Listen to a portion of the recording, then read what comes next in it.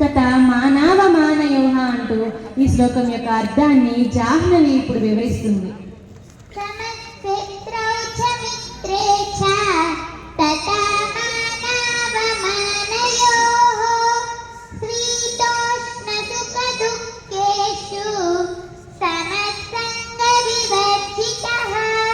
శత్రుమిత్రులయందు మానవులయందు చలి, తీవ్రమైన వేడి వంటి ఋతువుల బాధలయందు సకల సుఖదుఖములయందు ఇష్టానిష్టములు విడిచిపెట్టి సమతుల్యతాభావముతో సంగవర్జితుడై ఎవరు జీవితాన్ని గడుపుతాడో వాడు నాకు అమిత ప్రియమైన వాడు.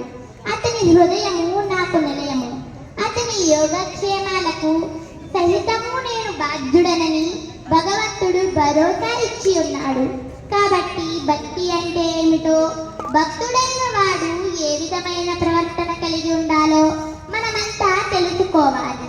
సమాజంలో అనేక మంది అనేక వ్యాపారాలు చేస్తూ ఉంటారు.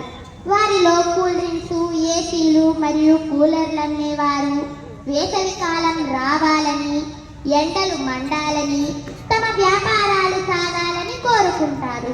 మరి రైతులేమి కోరుకుంటారు?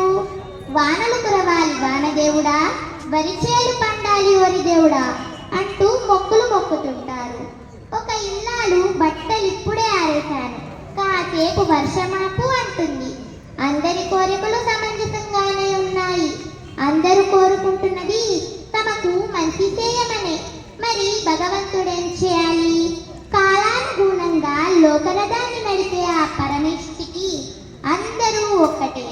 భగవంతుడే విశ్వపాలకుడని తెలిసి అతని నిర్ణయమే పరమ శాసనమని అంగీకరించి లభించిన దానితో సంతృప్తి చెందడమే భక్తి. అతడే నిజమైన భక్తుడు. కృష్ణార్పణం. శత్రువులయందు మిత్రులయందు ఎవరైతే సమభావాన్ని కలిగి ఉంటారో, ఇంకా చలి, తీవ్రమైన వేడి, సుఖదుఖములయందు కూడా ఎవరైతే మనస్సును చెదరకుండా స్థిరత్వంగా ఉంచుకుంటారో అటువంటి వారే తమకి ప్రియమైన భక్తులని చెప్తున్నారు.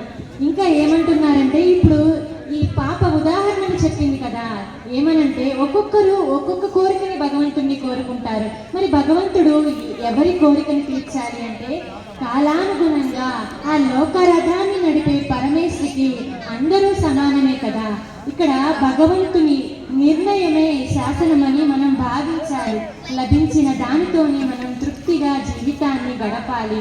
ఇలా ఎవరైతే తన జీవితాన్ని తృప్తిగా జీవిస్తారో, సంఘవర్జితుడై ఉంటారో వారే నాకు ప్రియభక్తులు అని ఈ శ్లోకంలో పరమాత్మ వివరించారు.